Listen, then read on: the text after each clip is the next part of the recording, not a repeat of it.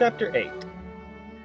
Michael got himself demobbed the moment the war was finished and stepped straight into a part. He returned to the stage a much better actor than he left it. The breeziness he had acquired in the army was effective. He was a well-set-up, normal, high-spirited fellow with a ready smile and a hearty laugh. He was well suited to drawing-room comedy.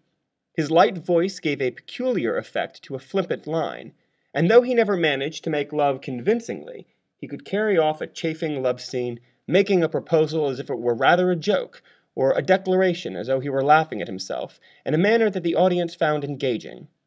He never attempted to play anyone but himself. He specialized in men about town, gentlemanly gamblers, guardsmen, and young scamps with a good side to them. Managers liked him. He worked hard and was amenable to direction. So long as he could get work, he didn't mind much what sort of part it was. He stuck out for the salary he thought he was worth, but if he couldn't get it, was prepared to take less rather than be idle. He was making his plans carefully. During the winter that followed the end of the war, there was an epidemic of influenza. His father and mother died.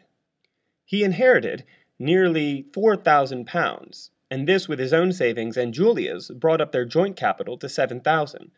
But the rent of theaters had gone up enormously. The salaries of actors and the wages of stagehands had increased, so that the expense of running a theater was very much greater than it had been before the war. A sum that would then have been amply sufficient to start management on was now inadequate. The only thing was to find some rich man to go in with them, so that a failure or two to begin with would not drive them from the field. It was said that you could always find a mug in the city to write a fat check for the production of a play, but when you came down to business, you discovered that the main condition was that the leading part should be played by some pretty lady in whom he was interested. Years before, Michael and Julia had often joked about the rich old woman who would fall in love with him and set him up in management. He had long since learnt that no rich old woman was to be found to set up in management a young actor whose wife was an actress to whom he was perfectly faithful. In the end, the money was found by a rich woman, and not an old one either, but who was interested not in him, but in Julia. Mrs. DeVry was a widow.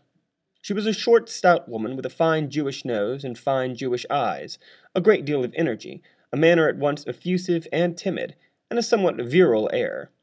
She had a passion for the stage. When Julia and Michael had decided to try their luck in London, Jimmy Langton, to whose rescue she had sometimes come when it looked as though he would be forced to close his repertory theater, had written to her asking her to do what she could for them. She had seen Julia act in Middlepool. She gave parties so that the young actors might get to know managers, and asked them to stay at her grand house near Guildford, where they enjoyed a luxury they had never dreamt of. She did not much like Michael.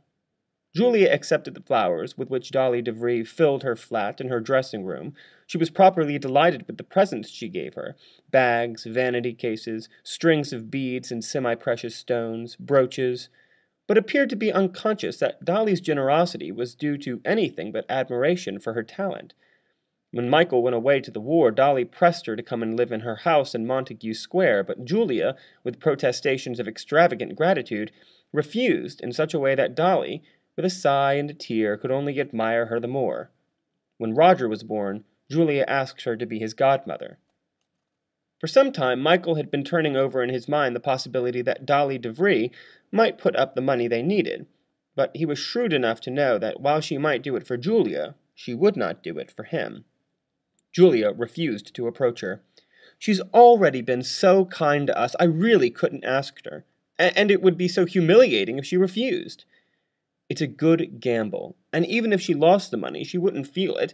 I'm quite sure you could get around her if you tried." Julia was pretty sure she could, too.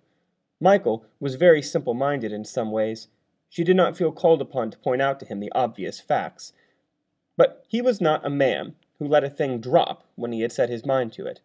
They were going to Guildford to spend the weekend with Dolly, and were driving down after the Saturday night's performance in the new car that Julia had given Michael for his birthday. It was a warm, beautiful night. Michael had bought options, though it wrung his heart to write the checks, on 3 plays that they both liked, and he had heard of a theater that they could get on reasonable terms. Everything was ready for the venture except the capital. He urged Julia to seize the opportunity that the weekend presented. "Ask her yourself, then," said Julia impatiently. "I tell you I'm not going to." "She wouldn't do it for me. You can twist her around your little finger. We know a thing or two about financing plays now. People finance plays for two reasons, either because they want notoriety or because they're in love with someone. A lot of people talk about art, but you don't often find them paying out hard cash unless they're going to get something out of it for themselves. Well, we'll give Dolly all the notoriety she wants. It doesn't happen to be what she's after. What do you mean? Can't you guess? Light dawned on him, and he was so surprised that he slowed down. Was it possible that what Julia suspected was true? He had never even thought that Dolly liked him much, and as for supposing she was in love with him, why, the notion had never crossed his mind.